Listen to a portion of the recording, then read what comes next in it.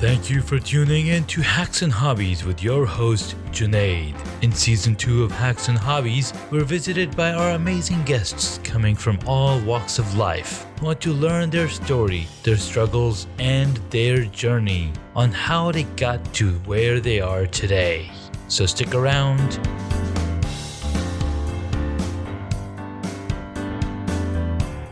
Today, our guest is Falguni Katira.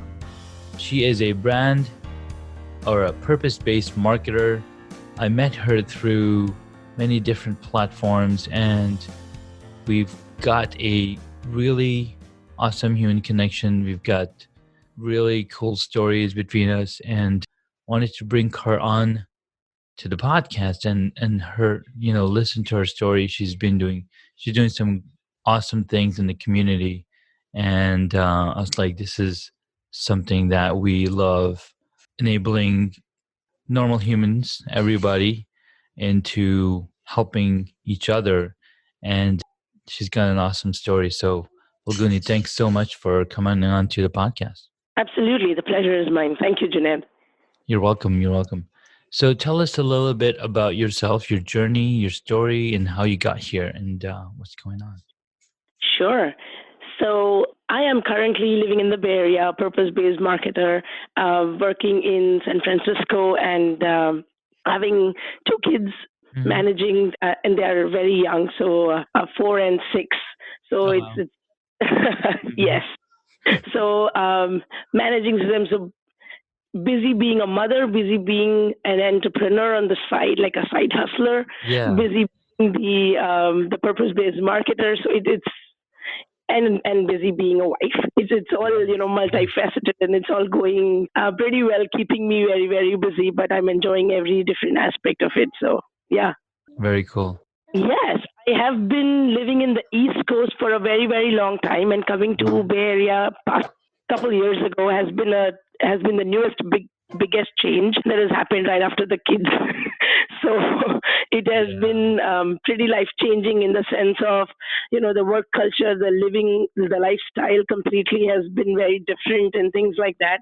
So life has been different, yes, and I'm enjoying every different aspect of it again. So that's very cool. So you were out here in the East Coast before? I was in the East Coast, yes. Nice. Around which area? So I was in the New York, New Jersey, and Delaware belt. I've lived in all of those three cities for many years in Delaware as working at Barclays. So my job got me there, and I've been living there for many, many years before I moved to California.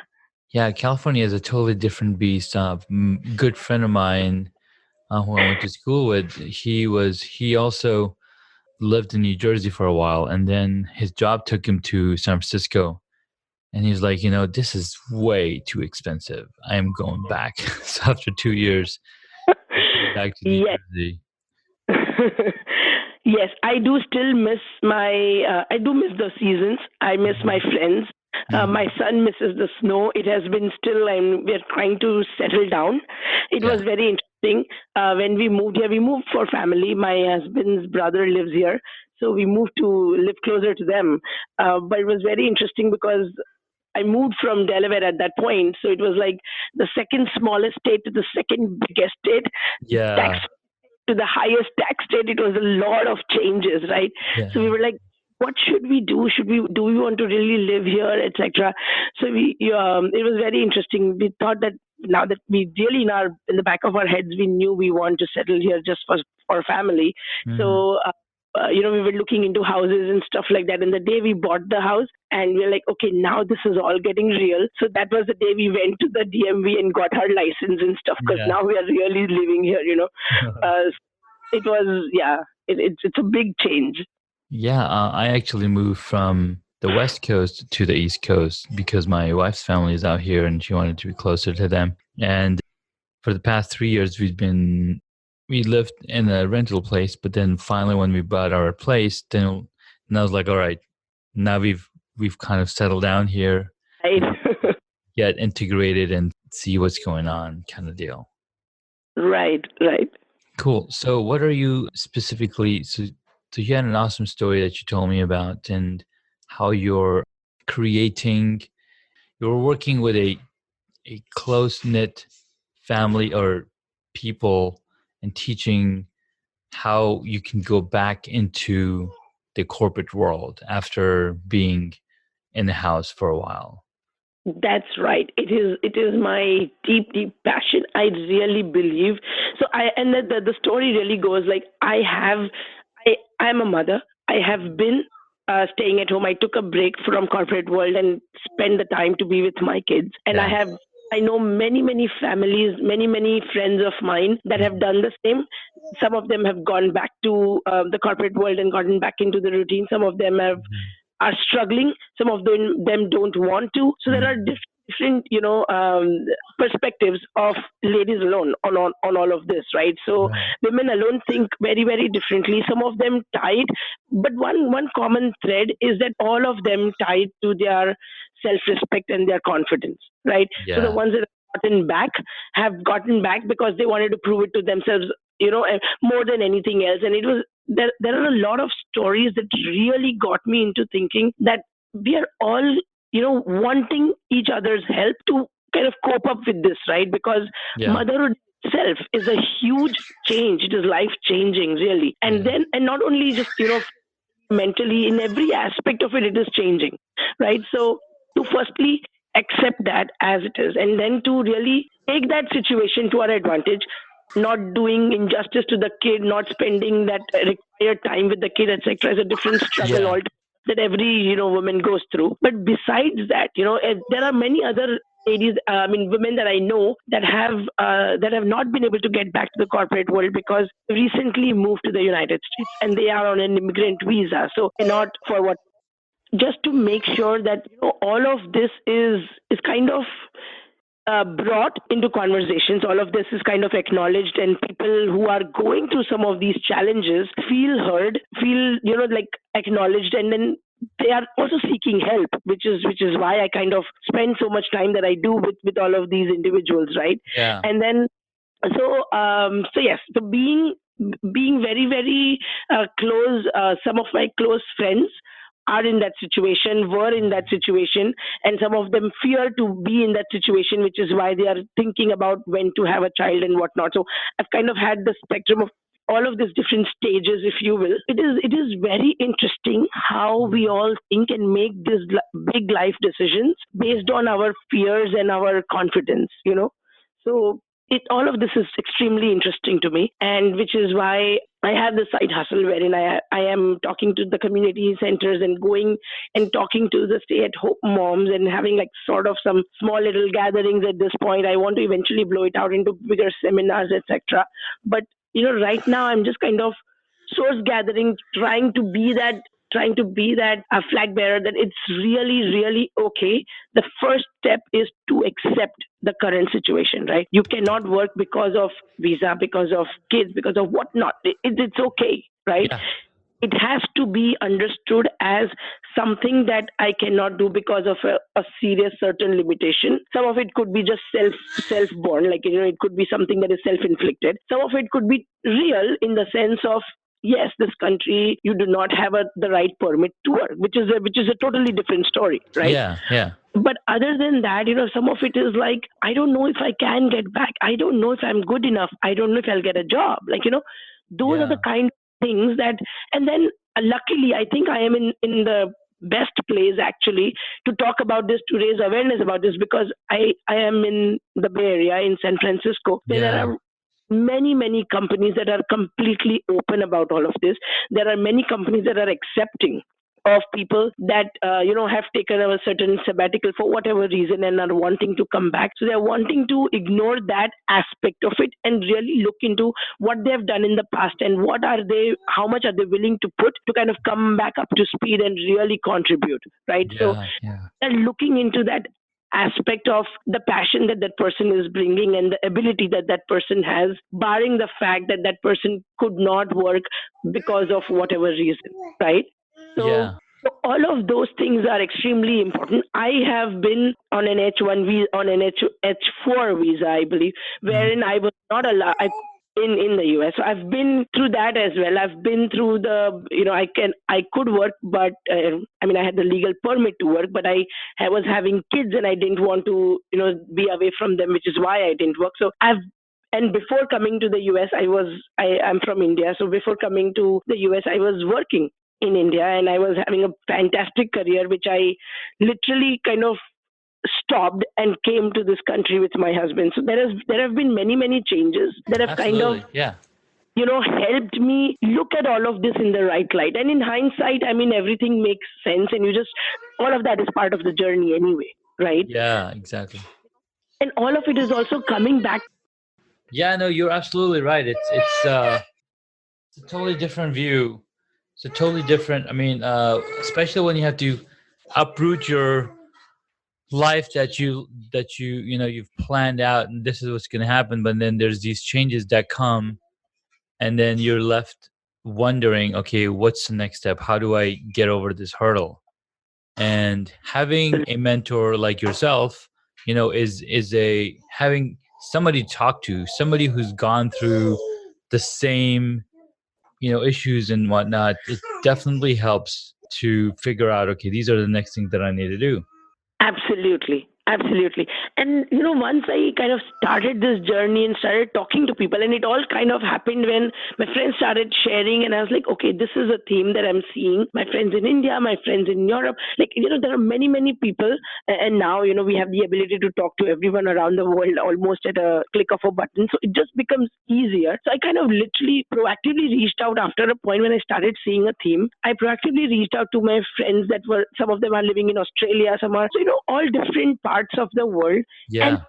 believe me, everybody has the same underthought. Like everybody has the same pulse, if you will, when it comes to, getting back to work after having a kid, or, not being able to work because of whatever other reason, right? So, Yeah. and each of us have different abilities. Some of them, I know some beautiful stories also of women that took up their passion for cooking or their passion for baking, etc., and Mhm. out into a full blown career wherein they don't have to leave the house. They can be with the kid, but also do something that they feel worthy of, right? Yeah. Is also Absolutely. fantastic. Like, those are also beautiful stories that we share with people that are, you're not able to really bring up their mind to really get out of the house, if you will, right? And then Yeah. now, I think with the work from home culture, etc., a lot of things are changing, a lot of them. Yes. So yeah, it is interesting to see how the companies are also really. I mean, the corporate America is also extremely sensitive towards this issue, which is why many bigger companies are actually providing some facilities for the new moms. The whole, I think the paid time off once you have a kid is also extending us. I think all of these things are resulting into a better and more stronger workforce, if you will, that are Yeah. dedicated to come back to work as well. No, you're absolutely right. It There's a lot of awareness in this Yes, area, and it's good for the future. It's good for the current state of families, because like you mentioned, you started seeing this pattern emerging from a lot of people, no matter what part of the world they were in. And you absolutely. notice that a lot of us, Generation X, generation, pre-generation, or the pre-millennials, you were facing this. And a I was speaking with my good friend Judy Fox, and she was saying, one TV show that she relates to is called Younger. Oh yeah. I don't know if you've seen the show, but I've seen the show, and it's a single mom, and she pretends to be, in her 20s, just so she can get a job and get away from it all, although she's Wow. in her 40s. And it's a really, fun TV show, and it addresses a lot of these things that people are facing. It's really interesting. Right. Yes. No, and then the other thing is also, the other aspect is about the guilt, of leaving the kids and going. So, regardless of, okay, you kind of um, are okay to get back and get that confidence back to going to work is one thing. And then the other thing is to gathers the guts to actually leave the kid and to find the right caretaker to make sure that you get back on time, etc. All the other stresses that kind of come with that, right? Yeah, So yeah, so that, and are they eating well or not, are they doing this or not, there are a lot of things that go on. And when the kids grow up, and then it's like, are they watching a lot of TV, are they eating well, are they thinking that I'm not spending enough time with them? Oh my god, I went through that and I was like, is my son really thinking that I'm not spending enough time? Are they really thinking I'm a good mom or a bad mom? Oh my god. And I used to talk about this to my friends, and they're like, it's funny you say that, I was yeah, thinking exactly the same, and all of that. Like, oh wow. So all of this is so real that you can actually touch it, you can feel it. Like, this is all really what people think. yeah. No, So yeah, it was interesting. I remember asking my 3-year-old at that point. I was like, how do you like mama? And then he's mm, like, I love her. I was like, is she good or very good? Because at that point he started understanding good and very good and all. yeah, So, and he was like, she's the best. And I'm like, oh my God, it literally tears rolled down my eyes. I was like, this is exactly what I wanted to hear. It's just exactly. some small sort of those gratifications that we get from here and there. Like, oh yes, you get that reality check. You feel like, okay, I can breathe again. So, That's right. um, yeah, a lot of those things really make a difference. And I think now, so I got back to work right after my older one was a year old. And Mm, then for my younger one, I took about um, 6 months break, and then um, I continued to work. yeah, Now they are 4 and 6, as I mentioned, and yeah, they're completely used to the lifestyle that we have. So we mm, leave in the morning, all four of us, and we come back in the evening, all four of us, and yeah, and we have the time before and after and stuff like that. So they are completely used to it. It just becomes a part of life. It's uh, something that they find unusual if that is not the case, right? yeah. Yeah, so the fear that we have at that point, however real it may be, it's all going to be okay, once you take that step, once you dare to actually do it. Yes. So yeah. No, that's so true because when you think about it, this is, we bring them in this world, and it's good that we have these thoughts. Hey, are we paying them enough attention? Are we taking care of all the things that they need? Because that in itself is a sign of a good parent, because at least you have the time to even think that in that way. Because if you and I were a bad parent, we wouldn't even think about that. We would just continue on living our lives and feeding them when they tell us they're hungry rather than thinking about, okay, you need to go eat right now because it's time to eat.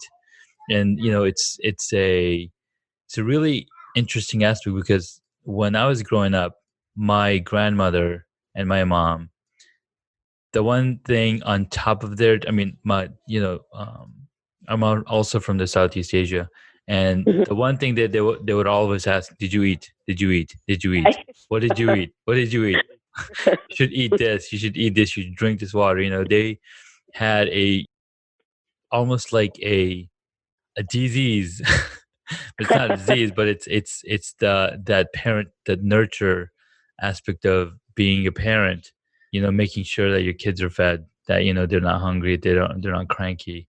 And now being parents, it's on top of mind all the time. Like, all right, did my kid eat? And Right. then they'll start acting out and coming and asking you, hey, can I have some cookies? Can I have some this? I'm like, well, did you have lunch? I'm like, no. I'm like, okay, well, you're not having cookies till you have some lunch. So yeah, it's really cool that there's so many people we can talk about this and touch those subjects, and have a I mean, even just talking about it and getting tips, and how can we do this better? How can we be better parents? It's a huge, huge opportunity for us. See, the best thing, I tell you, when I go to this sessions, or the talks, or whatever you call it, when I Mhm. go there, the light that I see in people's face when I say, you are okay, you are not doing anything wrong. Like, literally, this sentence, like, Mhm. brings a smile, gives them that affirmation or something that they're looking for, because Yeah. probably not being told that, or they're not telling themselves that more. Yeah. That is more the case, right? So I'm Mm-hmm. like, just tell yourself, I am okay, right? It Mm-hmm. is fine. Whatever I have done up until now is all okay. And what I'm Yeah. going to do from now is also all okay. What I'm going to do is, let's talk about that, right? So it is Mm-hmm. really important to really firstly accept and forgive ourselves. It is Yes. most fundamental, and which is what we do not have. We do not accept, because I'm like, I wish. So you're not currently accepting the situation that you are in, which is why you just keep on wishing and cannot do anything about it. And then the second thing is, I'm so bad, I think I did this wrong, I'm so bad Mm-hmm. to spend time with the kid, or I'm not able to go back to work, I am bad. No, we have to stop that. Like, stopping that and that belief is really what I'm extremely interested in. I literally want to tell every single woman that thinks like that, stop it. Like, really. So Yeah. that Yeah. self talk is what the self narrative should change completely to, it is okay. Like, these things, we sometimes say it very loosely, and we sometimes don't say it when we need to say it. It is okay, right? Yeah. Yeah. So, those are the kind of things that really interest me. The other aspect that I really am also intrigued about is the support that they have at home. There are Mm-hmm. so many women that, and I'm sorry, I'm again and again saying women, because that is how traditionally it has always been, and still in some parts of the world, or many parts Yeah. of the world, it is still traditionally the women. But there are many men who are Mm-hmm. now stepping up, helping, and they are very progressive in their thoughts, etc. So I have Exactly. utmost respect for them. So, it's Yeah. nothing about not talking about men or not empathizing with them. I very much do. But what I'm Mm-hmm. saying is, generally, I've seen my target audience for some of these talks have always been women, right? Yeah. So this shows me some sort of a trend. But regardless of that, I am appreciative of everybody that kind of attends. But the point is that some of these men are really extremely supportive. In fact, Mm-hmm. come and tell me, can you talk to my wife? I really want her to feel good about herself. Yeah. And some point it is also like, they may be saying it to their spouses, but once you kind of numb that out, right? You don't Yes. want to get that validation from somebody who you already know does it to you. You wanted to hear Right. it from somebody else, right? So, Exactly. Yeah. right. So that is the kind of things, so that, and some of them are believing that, really she's not good for nothing and all of that. So there are two different types of Mm-hmm. reactions as well, right? Yes. And, Yes. but the good news is that many of them, at least in the first world countries, are, Mm-hmm. supportive, are the ones who come and say, can you talk to my wife? I really want her to pursue her passion. I really want her to do that. My Yeah. husband was one of those, which is why I, feel empowered to really talk Mm-hmm. about that and to be the person that I'm ultimately able to be because of his support. So, there are a lot of things that go into raising kids, even, thinking about it and the whole dynamic. It's a lot different. It I was is. talking Yeah. friend of mine, and he was mentioning that, he was the only person working, and they had three kids at the point, and so the wife decided to stay at home with the kids, etc. Mm-hmm. I don't want to disregard the pressure that it may have put on yourself, like you may have put on yourself in terms of being the sole breadwinner. So you have to make sure that, your kids and your wife and everybody are fed Yeah. well. And what else can you do, right? Because it is Exactly. very difficult, right? So Mm-hmm. it is a interesting dynamic. It is something that as a family we can all come together and decide as to what the next course is best for our family, what is the best solution, and then do that with respect. Mom is Absolutely. not to work because she has so much to do at home, right? It is a Yeah. totally different thing versus she's not good for nothing and that's why she's not going. That's a totally different thought, right? Yes, it is. So it is a lot about, the tone that we use, that, oh, I'm just at home, or no, I am at home because I want to take care of my kids. It's a totally different thing that you even tell yourself before you tell Yeah. it to others, Exactly. No, you're right? absolutely right. That makes so much sense because you've got to have the respect because being married and raising kids, it's not that, the home all the home tasks are somebody, one person's job versus outside work is somebody else's job. It's that we're both partners, right? As Absolutely. parents, we are it's not 50-50. It's not 60-60. It's 100%, 100%. Because that's Right. what you got to bring to the Right. partnership, right? If you're not doing 100%, then that means that, you're not committed to the relationship. You're not committed to the family, and it's just not going to end well. So Right, yeah, right, yeah, yeah. exactly. Yeah, and then that partnership actually also shows on the upbringing that the kids have, and what their internal dialogue happens, what their inner Mhm. voice builds out to be. So I think Exactly. that partnership and to show that to the kids is extremely important as well, right? Yeah, yeah, So exactly. It's yeah, very important. yeah, very important to be expressive, very important to tell the kids if they are thinking about certain, friends or somebody like that differently. It is very important to correct them that no, because kids are also kids. They can Hmm. do not going to work. So one of my friend was went back to school after having the kids, right? So Hmm. sorry. So my son goes Nice. like, so it's like, are you so tomorrow when your mom goes to work, can you do something like that? He was saying so the kid goes like, no, my mom is not going to go to work, she's going to go to school. What? Mhm. School? Like, is she a kid? Like, the whole aspect of so kid so adults going to school was something so new, and that was the Yeah. time I was like, oh my god, you cannot prepare enough for your kids to say the most appropriate things they're going to say Hmm.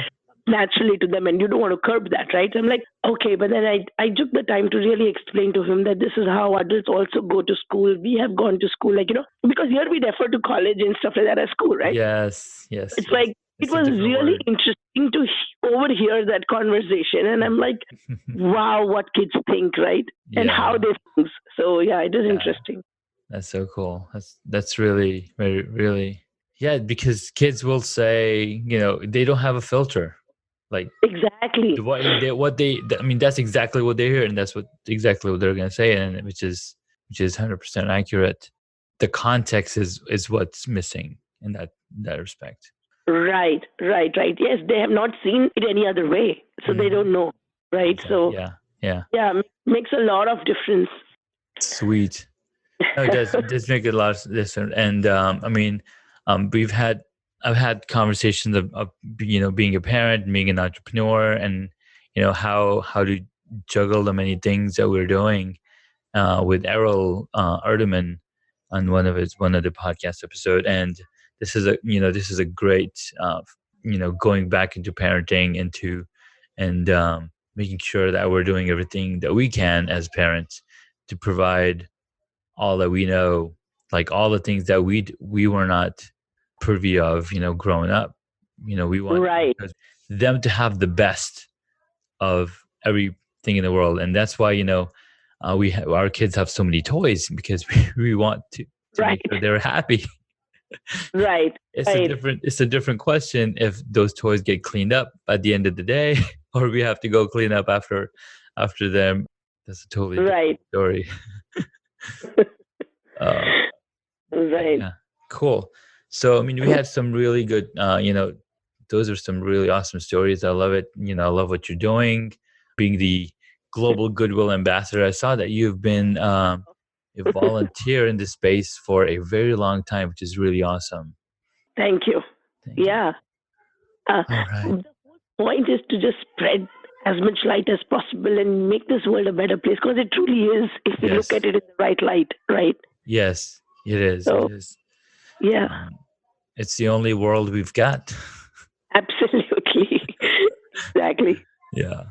All right. So at Yes. this point of the conversation, I'd like to take our audience or our guests to a new level and ask some questions about their hobbies, and because this is a hacks and hobbies show.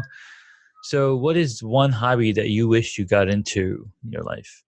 I wish I got back to painting. Yeah. I left it when I was, right after Hmm. marriage, and I want to Hmm. get back. Nice. Yeah, painting Yeah. is a lot of fun. um But yes, and it is just therapeutic actually. So hmm I go on this paint with a twist kind of nights or paint nights with my friends and so on, uh-huh. and it just Yeah. kind of brings back the whole beautiful memories of actually creating paintings and then having it in my dad's office and at my home, and it's Nice. all beautiful. So yeah, I wish I get gotten back to that. Yeah. Cool.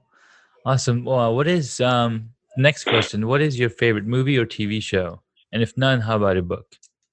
My favorite book has really been The One Thing and Start with the Why. Those are the two books that really kind of brought me back to where I really should have been in terms of my mindset, my approach, etc.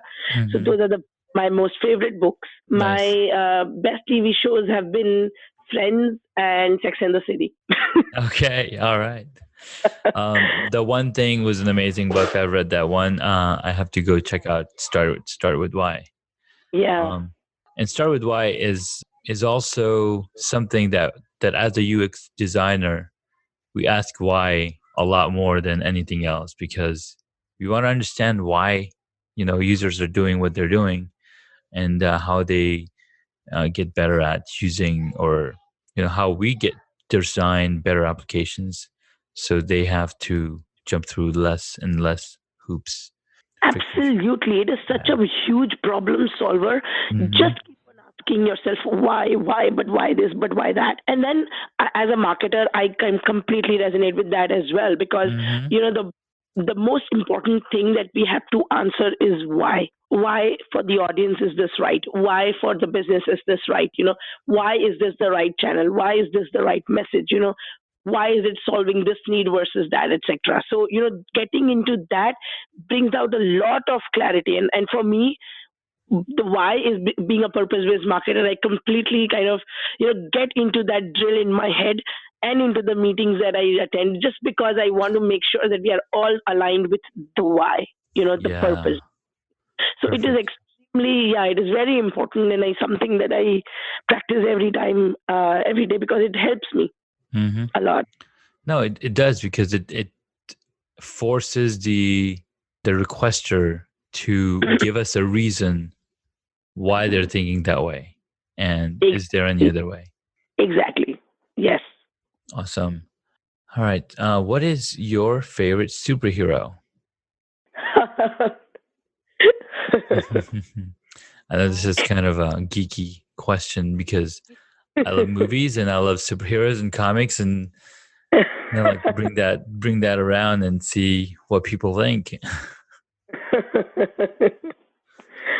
I am very traditional in that sense, and I Hmm. I love to believe, and I've always believed as a child that my ultimate superhero is one of the deity that we refer to as Hanuman. Hmm. Hmm. That I have always seen of him as a superhero. I don't. I mean, I've watched all the movies that the Hmm. Superman etc. that my kids watch, Yeah. but yeah, Cool. So Hanuman is your superhero. yes, absolutely. Perfect. Okay. Last question. What if you were a board game? Which one would it be? That is an interesting question. Okay, this one I didn't see coming, my friend. Yeah. I have to think. That's the one I keep it for the last. Yes, yes, I have to think. Oh my gosh, I don't know. I love playing apples to apples Hmm. sequence. Hmm. Yeah, lot of ones. Scrabble. Scrabble, yeah. Yeah, I love that. Yeah, those are the ones. So which board game would you be if you were to pick one? Let's say it's all about putting the pieces together and making Yeah. sense. So Scrabble or Scrabble, yeah, puzzle. that's a good Yeah. game.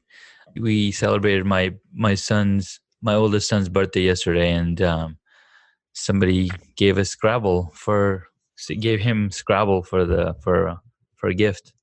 So like, Uh-huh. cool. We were just talking about it the other day. Right. Awesome. Well, Yeah. Falguni, thank you so much for your time. Before we go, I would like to, where can my audience find you? Oh, On different. LinkedIn, the most. Hmm. LinkedIn. Okay. We'll be Yes, LinkedIn is my go-to. awesome. We'll be sure to include your LinkedIn profile information on the show's note.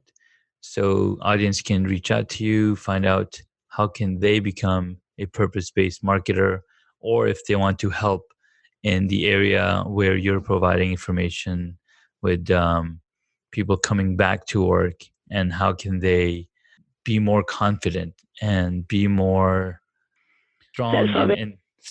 and self-aware, and be able to take challenges head on and not be afraid. Absolutely, always welcome, man. Always. Awesome. Well, thank you so much, Falguni. This was really nice talking with you. We'll talk with you soon. Thank you very much. And before we go, what is your favorite board game?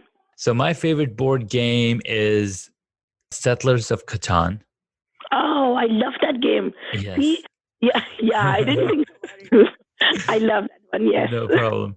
Yeah, Settlers of Catan has a nice mix between Monopoly and what's the other game? Risk. So it's more Yes. like a collaboration game, as well as a take all. I mean, you have to collaborate. You have to work with other people to share Yes. resources and whatnot. But then when you're on a roll, you can totally take over and block other people from advancing. Yes. Oh, I love that game. Yes. Yeah. Okay. Well, thank you so much, Falguni. This was awesome. Yeah, pleasure talking to you, man. Thank you. Thank you. Congratulations, you made it to the end of the episode. Thanks so much for listening to our guest on this episode. Please send me an email at junaid@hacksandhobbies.com to tell me what you loved about our guest today. You could find links mentioned in this episode on the hacksandhobbies.com website.